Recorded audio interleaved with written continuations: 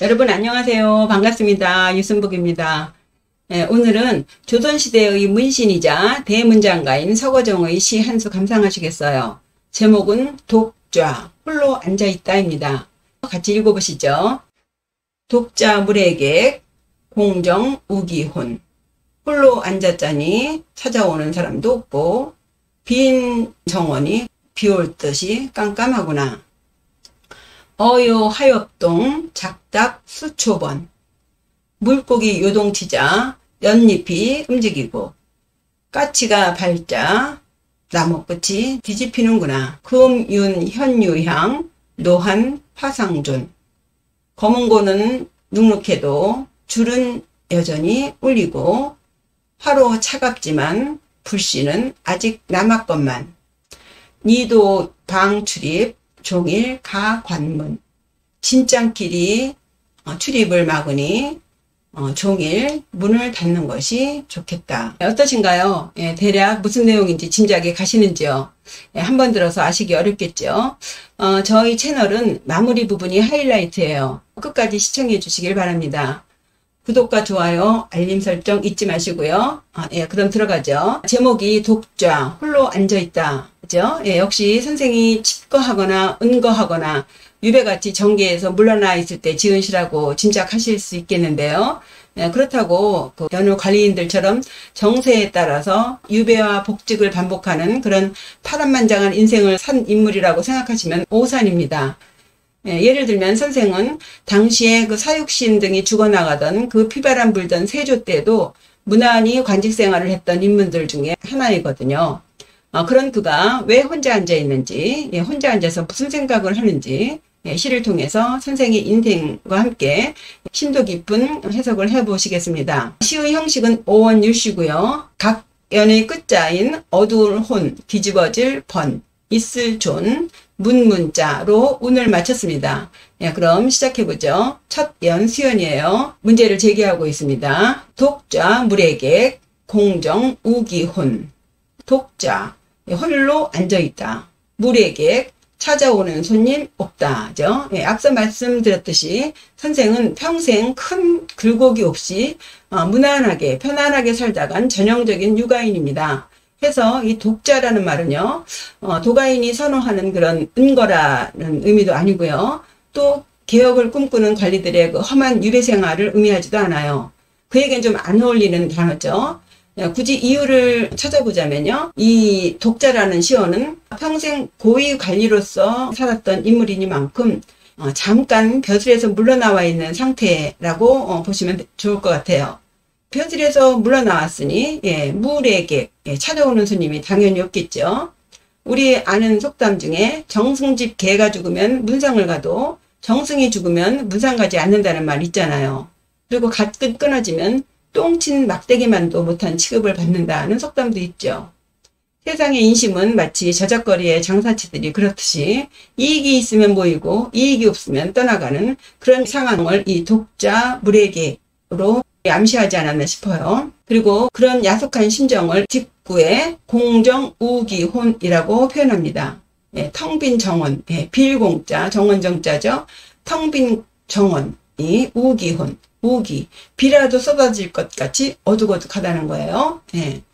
아무도 찾지 않는 그 허전한 마음을 공정이라는 텅 빈 뜰이라는 공간으로 표현하였고요.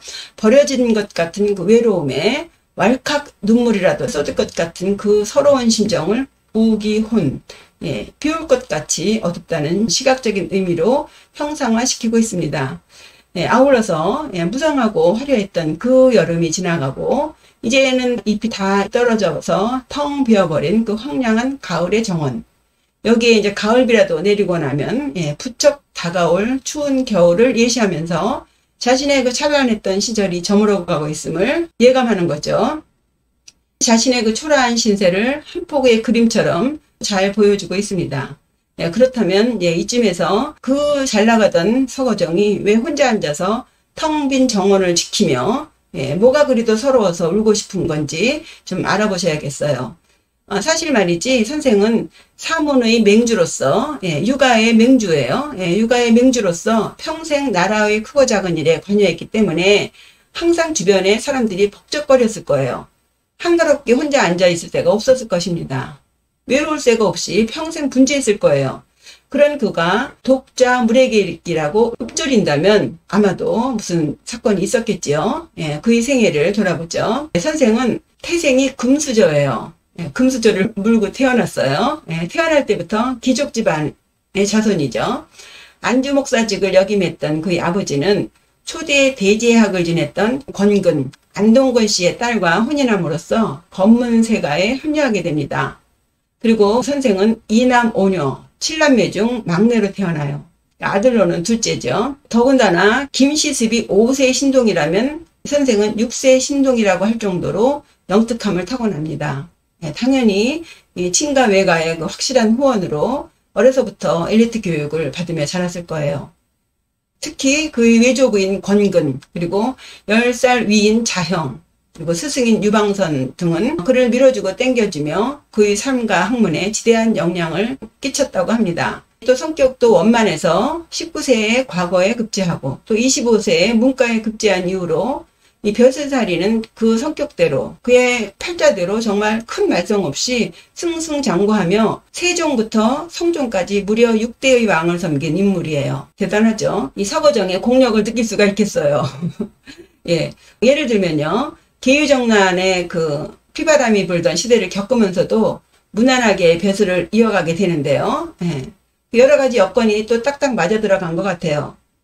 그는 세조의 편이었던 그 한명회라든가 신숙주, 범람 등등과 동문서학했기 때문에 자연히 그들의 편에 서게 되었고요. 또 권남이 외조부인 권근의 손자였기 때문에 아무래도 권근의 영양권 하에서 별탈 없이 지낼 수 있었을 거예요. 또 한 가지, 기후정난이 일어나던 전해에 선생은 수양대군을 따라서 명나라의 사은사로 가게 되는데 이때 수양대군의 눈도장을 확실하게 찍게 되는 그런 인연이 있습니다. 그리고 또 성격도 성격이지만 무엇보다도 그는 정치에 관해서는 좀 무심했던 것 같아요. 그의 문장력을 발휘하는 것만도 사실 작은 일이 아니지 않습니까? 순수한 그 관료로서 자신의 그 입지를 지켰던 것 같아요. 이후 수양대군이 왕위에 오르자 그 세조의 총애를 받으면서 정난 공신들과 교류하게 되었죠. 예, 45년간의 아주 평탄한 벼슬살이를 하게 됩니다. 때문에 5세 신동인 김시습이 평생 분노를 삭히면서 마음을 다스려야 했던 것에 반해서 선생은 평생 자신의 재주를 마음껏 뽐내면서 안정적인 관료 생활을 하게 됩니다. 그러다 보니 48세에 대제학이 된 후에 거의 20여 년간 과거시험 위원장인 그 문형을 맡을 정도의 문장가로서 하루에 4, 5세의 시를 뚝딱뚝딱 지어내는 어마어마한 작품들을 남기고 있습니다. 4,500수가 남겨져 있다고 하는데 정말 대단하지 않습니까? 예, 뭐라고 비난할 게 없어요. 설사 그가 무슨 잘못을 했다 하더라도 어떻게 용서하지 않을 수 있을까 싶습니다. 그러나 이렇게 별 굴곡 없이 살던 서거정임에도 불구하고 이 시를 보면 그에게도 어려웠던 시절이 있었던 것 같아요. 기록에 의하면 대략 크게 두 가지 일을 들 수가 있습니다. 하나는 그의 나이 58세 때 성종의 노여움을 받아서 파직을 당했던 일이 있습니다. 당시 역관이었던 조승손이 중국을 드나들면서 이제 물품을 구입해오고 했는데 그때 나라에서 금지하는 물품을 이제 몰래 들여오다가 성종 임금에게 적발된 거예요. 당시 천성이었던 선생도 이 사건에 연좌돼서 파직된 것이죠. 결국 두문불출하며 지내게 되었는데 생각해보세요. 평생 동분소주하며 바쁘게 지내다가 갑자기 모든 일에서 손을 떼었으니 참담하고 주리했을 거예요. 그래서 선생은 고양이도 기르고 또 병아리도 키우면서 지루함을 달랬는데요. 하루는 이 고양이가 병아리를 잡아먹으려고 했답니다. 선생은 괘씸해서 지팡이를 휘두르며 고양이를 쫓아냈는데 며칠 후에 이 고양이가 쥐 2마리를 잡아다가 선생 앞에 내놓더래요. 고양이는 병아리를 잡으려고 한 게 아니라 쥐를 잡으려고 했던 거죠. 선생은 그 고양이 신세가 임금에게 오해를 받고 쫓겨나온 자신의 신세라고 생각해서 앞으로는 고양이를 더욱더 사랑하겠다는 취지의 내용을 담은 오원자부라는 산문시를 지었습니다. 이 고양이 이름이 오원자예요. 말하자면 자신이 파직된 것은 임금의 오해 때문이라는 것을 애둘러 쓴 것이죠. 해서 파직당한 지 석 달 만에 성종과의 오해를 풀고 다시 한성부 판윤으로 복직을 하게 됩니다. 혹시 이 시는 요 즈음에 지었을까요? 예. 그리고 또 하나는요. 당시는 그 한명회를 비롯해서 세조의 왕위 찬탈을 도운 그 훈구파들의 흉포가 점점 심해졌을 때예요. 때문에 성종은 이 흉구파들을 견제하기 위한 방법이 필요했습니다. 또 다른 세력을 끌어들이는 거였죠. 예, 그 세력은 훈구파들에 밀려서 향초에 머물며 성리학에 몰두하는 선비들, 즉 사림이었습니다. 성종의 부름으로 정계에 진출한 이 사림들은 삼사를 장악하면서 언론을 맡아서 훈구 세력의 부정부패를 마구 폭로합니다. 예, 이때부터 훈구파와 사림파의 갈등이 시작되겠죠. 이후 벌어지는 그 4개의 사화는 모두 훈구파들이 사림들에게 복수하는 그런 복수전이었습니다. 결국 뭐 살인파가 중앙정권을 차지하게 되긴 하는데요. 어쨌든 선생은 훈구파의 한 사람으로서 점차 살인들의 공격을 받게 되죠. 자신의 고유한 영역을 침범당하기 시작합니다. 말씀드렸다시피 사실 선생은 지금껏 그 사문의 종장으로서 법전, 역사, 지리, 문학 등 총 9종의 분야에 걸쳐서 수백 건에 달하는 국가 규모의 편찬 사업을 수행했고요. 개인 저서로는 동인시와 사가집 등 일일이 나열할 수 없을 정도의 작품들을 남기고 있습니다. 특히 또 서문에 능해서 당나라 한유에 비견되기도 하고요. 정말 학설과 문장에 대해서는 타의 추종을 불허할 정도의 높은 평가를 받는 것은 익히 다 아시는 사실일 것이에요. 그러니 평생 고위관직을 역임하면서 자신만의 소신과 자부심을 가지고 자신의 주도하에 일체의 모든 일들을 진행하고 있었는데 점점 성종의 왕명에 따라서 이 살인파 인사들이 참여하면서 방해를 받게 되니 원로로서 결코 심사가 좋지 않았을 것은 당연한 일이겠죠. 성격 좋은 서고종도 많이 괘씸했을 거예요. 선생은 젊은 살인들을 향해서 전내 나는 소생과 재주를 겨루게 되니 어찌 마음이 좋겠는가. 조정이 채통을 잃었다고 불평하기도 했답니다. 살인들 또한 가만히 있지 않겠죠. 속 좁은 노인이라는 등 후학을 기르지 않는다는 등 무슨 소리예요? 선생이 나가야 젊은 후학들이 올라올 텐데 안 나가고 저렇게 버티고 있으니 후학을 기르지 않는다는 등등의 그 욕심 많은 노출을 보이는 그런 꼰대라는 부정적인 기록을 남기고 있습니다. 이런 식으로 15세기의 훈구파가 이제 사라지고 이제 16세기의 살인파 시대가 열리는 거죠. 아마도 이 시는 이지음에 지은 것이 아닌가 추정해 봅니다. 정리해 보죠. 성종의 노여움을 사서 석 달간 집안에 칩거하며 임금의 오해가 풀리길 기다리는 마음으로 썼거나 살인파의 등장으로 밀려나와서 비록 늙었지만 기회가 되면 다시 한번 현직에 서고 싶다는 마음으로 이 시를 썼을 것이다 고 추정해 보는 거죠. 이 시는 2개의 칩거 시기 중에 언제 쓴 시일까요? 시를 통해서 알아봐야겠죠. 다시 본문으로 돌아가죠. 우리는 첫 번째 연 수연에서 시인은 세상 인심에 대한 배신감, 뭐라 말할 수 없는 그 괴리감을 느끼는 한편 자신의 그 처량한 처지를 스스로 예감하면서 다시는 복직에 마음 두지 않겠다고 체념도 했을 거예요. 그렇지만 그럼에도 문득문득 일말의 미련이 남아서 행여나 다시 불러줄까 마음을 졸였을 것입니다. 다시 일선에 진출하고 싶은 그 애타는 심정을 이 두 번째 화면에서 잘 표현하고 있습니다. 어요 하엽동 작답 수초번. 물고기 어자죠. 물고기가 요동치니 하, 연꽃 하, 이파리 옆, 움직일 동.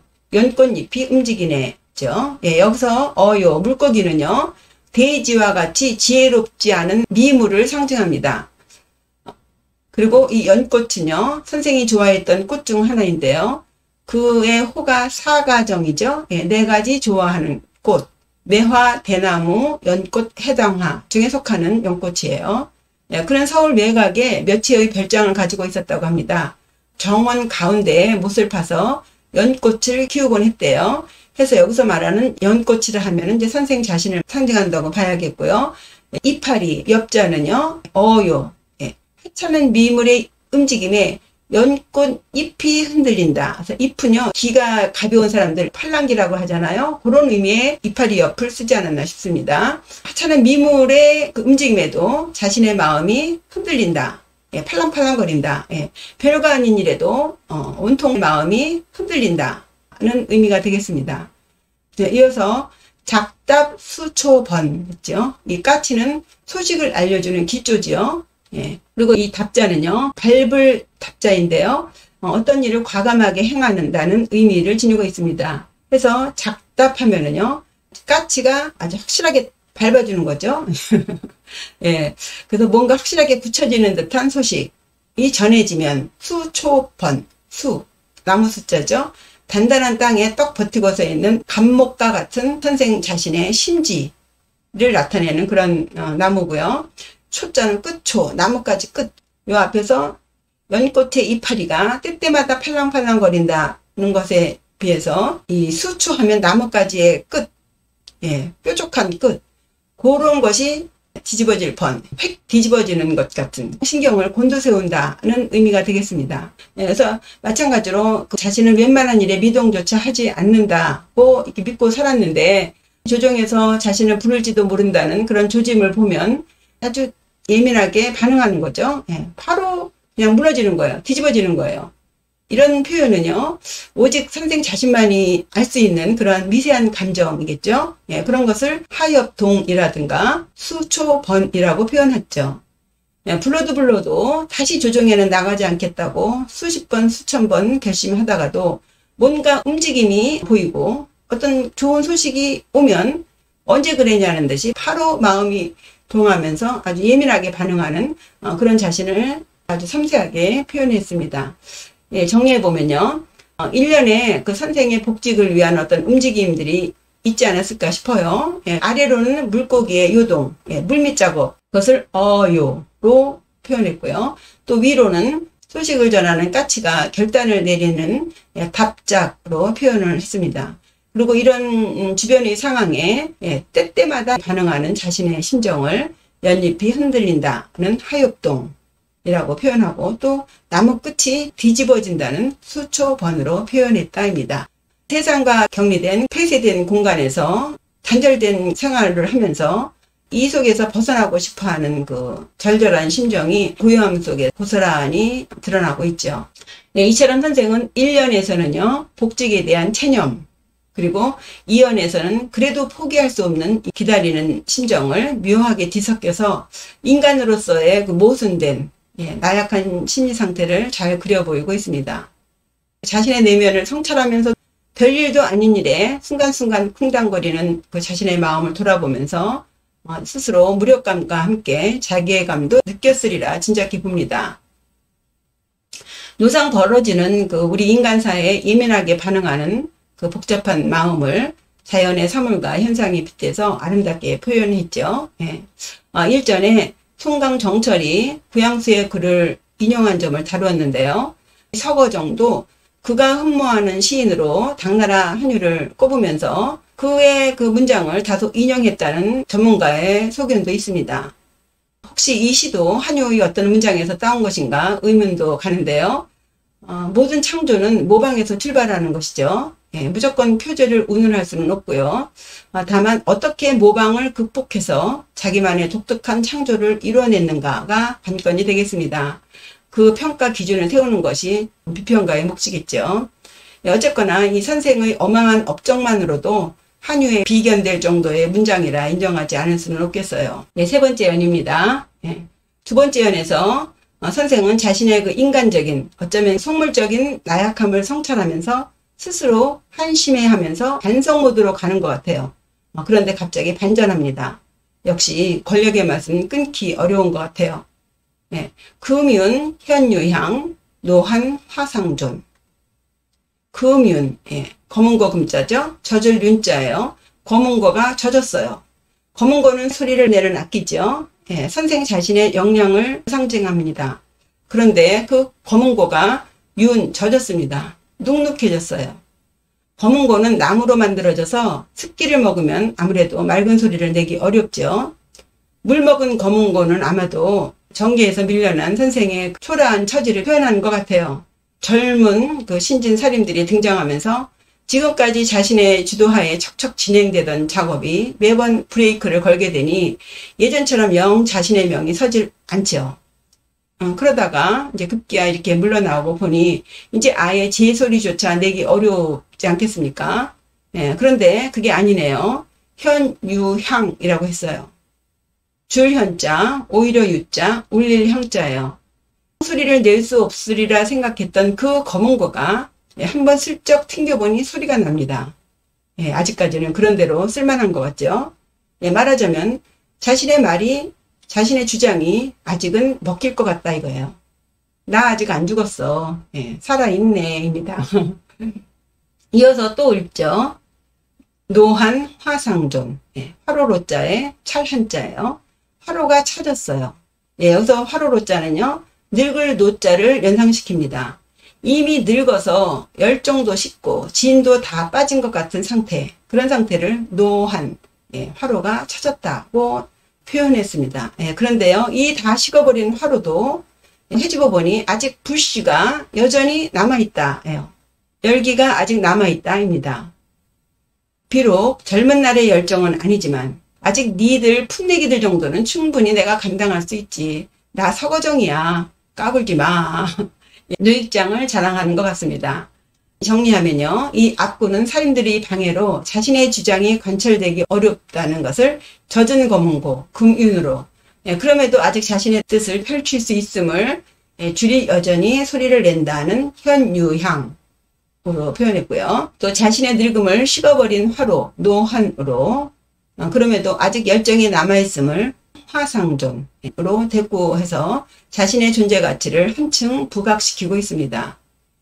아무 실권이 없는 것 같지만 아직 나를 따르는 무리들이 있고 열정이 있으니 관직에 복귀하기만 하면 얼마든지 다시 한번 내 뜻을 펼칠 수 있어. 내 주장을 할 수 있어. 그죠? 날자 한 번만 더 날아보자꾸나 하면서 뜨겁게 그 마지막 불꽃을 피울 수 있다는 그 의지와 포부를 잘 피력하고 있습니다. 이 사면의 내용으로 이 시를 언제 지었는가를 짐작해 볼 수가 있겠는데요. 요 젖은 검은고 금윤과 싸늘하게 식은 이 화로로 봐서 아무래도 이 시는 성종의 노여움으로 파직했을 때 지었다기보다는 말년에 살인파들에 의해서 관직에서 밀려나와 지낼 때 지은 것이라고 보는 것이 더 합당하지 않은가 싶습니다. 어쩌면 선생은 그 젊은 날에 애묘가를 지어서 성종 임금의 마음을 돌렸듯이 이 시로서 다시 한번 성종의 마음을 얻을 수 있기를 기대하지 않았을까 싶습니다. 그러나 또 한편 선생은 이 시로서 이미 세력을 잃은 노쇠한 정치가가 스스로를 위로하기 위해서 지은 시이기도 하겠고요. 난 아직 능력 있어. 얼마든지 다시 시작할 수 있어. 라고요. 그러나 그는 이내 자신이 처한 냉혹한 현실을 직시합니다. 마지막 미연이에요. 니도 방출입 종일 가관문. 니는 진흙 니자죠. 도는 길도자예요. 그래서 진흙탕길, 진창길입니다. 수련에서 우기혼 했죠. 비 올 듯이 껌껌하다 했는데 비가 왕창 왔나 봅니다. 너무 많이 왔어요. 길이 완전 진창길이 됐습니다. 그래서 출입을 방해해요. 오도 가도 못하게 되었습니다. 이 장면은 이미 걷잡을 수 없이 커져가는 그 살인파들의 세력을 더 이상 막을 길이 없이 된 그런 정치적인 현실을 표현한 것 같습니다. 이제는 다시 관직에 복직한다는 것은 어려울 것 같아요. 여건이 좋지 않죠. 어쩔 수 없이 다시 첫 번째 연 수련으로 돌아가야 하는 독자, 벼슬길에 나아가지 못하고 홀로 앉아 있어야 한다는 그런 처지를 받아들이게 되는 거죠. 인정하게 되는 거예요.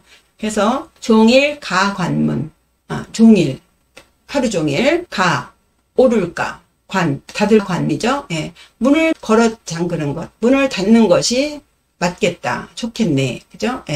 당분간 이 어려운 정국을 피하는 것이 상책이다. 때가 올 때까지 기다려야겠다는 것도 있지만, 이제 자신의 처지를 순순히 받아들이는 것으로 해석하는 것이 좋지 않을까 싶어요. 때를 기다린다고 하기에는 이미 너무 이제 나이도 들고 지금 살인파가 극성을 부리는 때이기 때문에 아니한 말로 꼰대 소리나 듣는 거죠. 이제 여기까지 나의 벼슬살이는 여기까지로 봐야 되겠습니다. 그래서 종일 하루 종일이라는 것은 단순히 하루 종일이 아니라 종자 끝난다는 의미를 가지고 있죠. 자기의 관직 생활은 이것으로 끝났다는 의미를 이제 종자를 넣지 않았나 싶어요. 끝났으니 이제 문을 닫는 게 좋겠다. 나의 벼슬살이는 이것으로 여기까지라는 선생의 그 성품대로 자신의 그 현실을 순순히 받아들이는 그런 느낌을 줍니다. 그래서 정리하면요. 벼슬살이를 물러나와서 지내니 찾아오는 사람도 없고 이제 또 거기다가 비까지 내릴 것 같이 텅 빈 정원이 깜깜해지네. 그죠? 행여 자신을 찾는 소식이 올까 입새에 부는 바람에도 괴로워했건만 아직 나를 따르는 무리들도 있고 다시 한번 태울 수 있는 열정도 있다고 스스로를 확인하면서도 그러나 때가 아니지 않습니까? 자신의 현실을 인정하고 다시 독자로 돌아가죠. 그렇게 그는 68세에 병사로 생을 마칩니다. 일반적으로 이 시는 벼슬에서 물러나와서 이제나 저제나 다시 관직으로 복귀하고 싶은 마음으로 때를 기다리는 시로 읽혀지고 있는데요. 저는 요 마지막 연 내용으로 봐서 다시 복직을 원하는 것이 아니라 현실을 순순하게 받아들이는 이 시인의 성품을 느낄 수 있겠습니다. 나는 더 많이 일을 할 수 있고 더 잘할 수도 있어. 그러나 여기까지.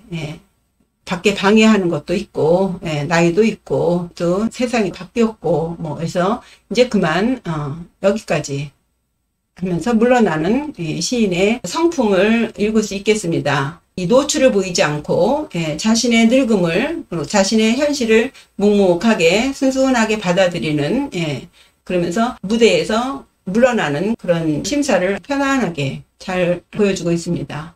그리고 수련에서 여기 혼자는요 어둡다는 의미도 있지만 또 한편 앞으로 비가 온다는 거죠. 오는 손님이 없다 했잖아요. 여기에 비까지 내리면 이제 완전 출입이 끝나는 거죠. 그래서 마지막 사연 미련의 그 문을 닫아야 되겠다라고 하는 것을 이 수련에서 이미 밝히고 있는 것이죠. 이 수련에서부터 이 노 시인은 자신의 앞일을 예감하고 있다고 봐야겠습니다. 어떠신가요? 재미있지 않나요? 혼자 재미있나요? 여러분들도 저와 함께 재미를 느꼈으면 좋겠습니다. 어쨌든 서거정은요, 매우 평탄한 삶을 산 아주 팔자 좋은 육아인이에요. 그러니만큼 벼슬에서 물러난 상실감, 모든 사람의 떠나감, 세상에 버려졌다는 그런 배신감, 홀로 남은 고독감, 이런 감정들은 정말 매우 견디기 어려웠을 것 같습니다. 그러한 침울한 심정을 주변의 사물을 빌어서 아주 잘 표현하고 있죠. 그의 그 자연물에 대한 세심한 관찰, 그런 묘사가 아주 돋보이는 시입니다. 지금까지의 내용을 바탕으로 이제 혼자가 된 그의 심정으로 다시 한번 읽어보겠습니다. 독자 물에게 공정 우기혼, 홀로 앉았자니 찾아오는 사람도 없고 빈 정원이 비올 듯이 깜깜하구나. 어요 하엽동 작답 수초번, 물고기 요동치자 연잎이 움직이고 까치가 밟자 나무끝이 뒤집히는구나. 금윤 현유향 노한 화상존, 검은고는 눅눅해도 줄은 여전히 울리고 화로 차갑지만 불씨는 아직 남았건만.